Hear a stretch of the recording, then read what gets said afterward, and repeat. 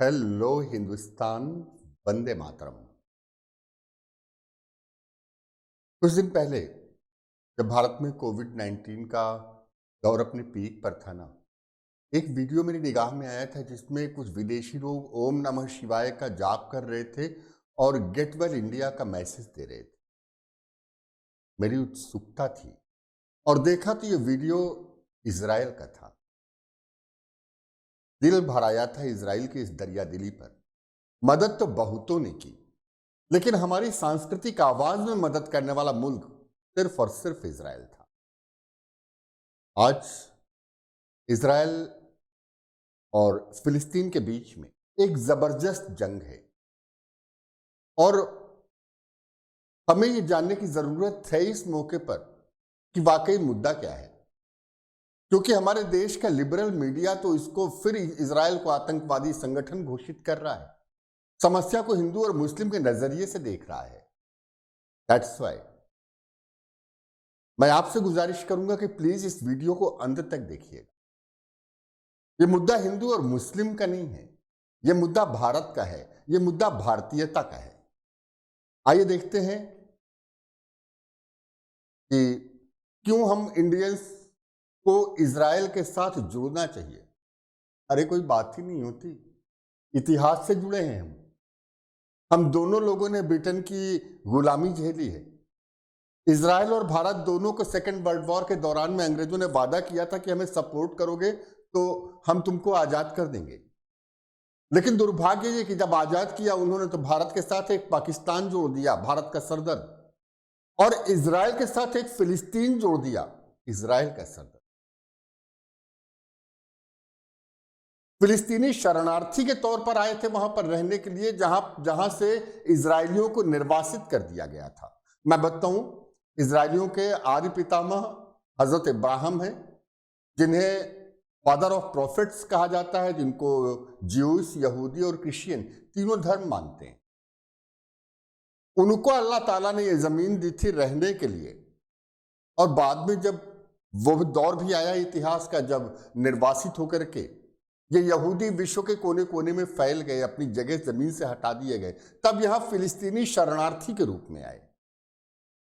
वक्त बदला, बदले वक्त के साथ 1917 के बाद विश्व भर के फैले यहूदियों ने इस जगह पर आकर के जमीनें खरीदना शुरू कर दी और इन अरबों ने जमीनें बेचना शुरू कर दी। माइंडेड कोई ताकत नहीं ली गई, जमीनें खरीदी गई थी।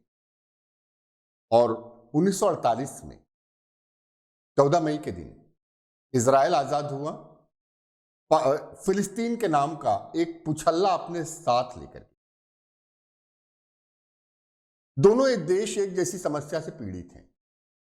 पाकिस्तान अपनी डोमिनेंस के लिए भारत में आतंकवादी कार्यवाही चलाता रहता है और विश्व के मुस्लिम देश उसे मदद करते हैं, इतिहास गवाह है। And the same with Israel. Israel के ऊपर अपनी डोमिनेंस के लिए विश्व के सभी मुस्लिम देश फिलिस्तीन को आगे करके लगातार आक्रमण करते रहते हैं। लेकिन जज्बा हो तो इज़राइल जैसा, हमेशा हर लड़ाई में निखर करके आया है इज़राइल।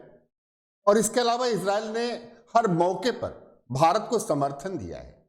दोनों के हालात एक जैसे हैं, दोनों अपने अगल बगल के देशों के आतंकवाद से जूझ रहे हैं। एक रिकॉर्ड रहा है इज़राइल का मदद करने का। 1971 में जब पाकिस्तान अमेरिका का साथ दे रहा था, उस समय इज़राइल ने पूरे सैनिक साजो सामान के साथ भारत की मदद की थी। जब 77 में परमाणु बम बना रहा था पाकिस्तान, तो इज़राइल ने कहा था कि हम नष्ट कर देंगे बशर्ते हमको एयर टू एयर फ्यूलिंग दे दो। 1998 में जब पोखरण विस्फोट के बाद समूचे विश्व ने प्रतिबंध लगा दिए, तो इज़राइल इकलौता ऐसा देश था जिसने भारत के साथ संबंध तब भी जारी रखे। 2008 में जब आतंकवादी हमला हुआ भारत के ऊपर, तब अपने पैरामिलिट्री कमांडोज भेजे थे। और अभी जब कोविड 19 की समस्या से जूझ रहे थे, तो दर्जनों जहाज इज़राइल के बिना किसी शर्त के चिकित्सा उपकरणों के साथ भारत आए। गेट वेल सून का मैसेज आया, भारत की सांस्कृतिक आवाज में भारत के ठीक होने की कामना आई। कैसे भुला दें इसे। मेरे सामने 3 मैप हैं। 1947 का फिलिस्तीन, 1967 का फिलिस्तीन और 2020 का फिलिस्तीन, ये जो ग्रीन कलर में आप देख रहे हैं ये फिलिस्तीन है। फिलिस्तीन की सिफत है, वे डोमिनेट करने की कोशिश करेंगे। आतंकवादी गतिविधियां, हमास एक आतंकवादी संगठन फिलिस्तीन की तरफ से लड़ रहा है।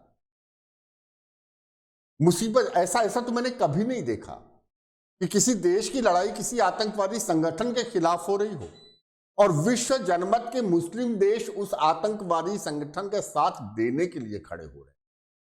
शायद फिलिस्तीन की इन्हीं हरकतों का नतीजा है कि उसका आकार लगातार कम होता चला जा रहा है। और इजराइल देखिए, एक छोटा सा देश किस तरीके से 17 देशों से घिरा हुआ है, 17 मुस्लिम देशों से घिरा हुआ है। हमें Israeli prime minister Benjamin Netanyahu का स्टेटमेंट याद आ रहा है कि अगर हम पीछे हटते हैं तो ये देश हमें खा जाएंगे, हमें डोमिनेट कर लेंगे। लेकिन अगर फिलिस्तीन शांति की बात करे तो वाकई शांति आ सकती है। लेकिन शांति चाहता कौन है? आइए देखते हैं। ये इजिप्ट के बगल में गाजा पट्टी है। गाजा पट्टी के हमास को ईरान से मदद मिलती है। वो जिन रॉकेट से हमला कर रहा है ना इजराइल के ऊपर, वो रॉकेट ईरान से आए हैं गाजा के पास। आइए देखते हैं कि इसकी शुरुआत कहां से होती है। इस पूरे भूकंप का एपी सेंटर है यरूशलेम। आपको बताऊं, यरूशलेम ईसाई धर्म की आस्था का केंद्र है, क्योंकि बैतलहम जीसस का जन्म स्थल वहीं पर है। अल अक्सा मस्जिद है, तीसरी पवित्र मस्जिद है मुसलमानों की आस्था का केंद्र है। वेलिंग वॉल है, यहां पर यहूदियों की आस्था का केंद्र है। यहूदियों के लिए महत्वपूर्ण यह जगह इसलिए भी है कि यहीं से उनकी शुरुआत हुई थी और यहीं पर उन्हें अपने आने वाले पैगंबर का इंतजार है। वेलिंग वॉल के पास शुरुआत हुई 10 तारीख से, रमजान के अंतिम जुमे के दिन था। अल अक्सा मस्जिद जहां पर इजराइल का नियंत्रण है, इस साल इजराइल को कुछ अंदेशा था, नतीजन उसने अल अक्सा मस्जिद में 10,000 लोगों के इकट्ठा होने का आदेश दिया था। अब उस दिन जुमे की नमाज के बाद जब लोग नमाज पढ़ करके निकले तो उनके हाथों में पत्थर थे और जो पुलिस फोर्स थी इजराइल की, उसके ऊपर पत्थरबाजी शुरू हो गई। पत्थरबाजी का ये संस्करण हमारे लिए तो नया नहीं है। आखिर जो इबादत के लिए गए थे, खुदा की इबादत के लिए गए थे, उनके हाथों में पत्थर कहां से आ गए? यकीनन तैयारियां की जा रही थी। और एक बात तो तय है ना कि अगर आप पत्थर फेंकोगे तो बदले में लाठियां मिलेंगी और ग्रेनेड मिलेंगे। और जब लाठियां और ग्रेनेड होंगे तो कुछ घायल होंगे, कुछ मरेंगे और हो सकता है कोई ग्रेनेड मस्जिद में भी पहुंच जाए। जिम्मेदार तो आप हैं ना, जिन्होंने मस्जिद को ओट बना करके अपनी गतिविधियों को अंजाम देना चाहा। इस दिन करीब 50 लोग मारे गए, अरब नागरिक।